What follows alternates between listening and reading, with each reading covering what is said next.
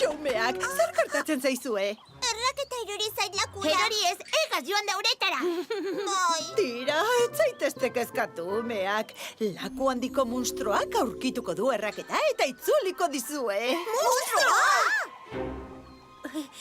Benetan, monstro bat dago lakuan, zein ondo.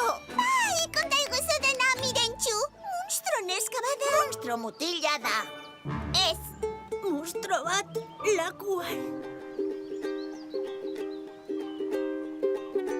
Kondaira zarrak dioenez, aspaldiko denboretan, zuhaitz hauek txikiak zirenean eta lehen umeak parkean jolastera etorri zirenean, lakuan monstro bat bizi omen zen. Mendi bat bezain handia zen, eta zenario bat bezain laranja. Kondairak dio, gauez lehorrera bueltatzen zituela jostailuak.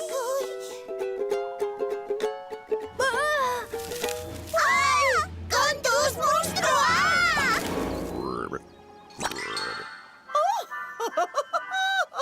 Ez arduratu, ez da benetakoa. Parkeko kondaira zahar bat baino ez da.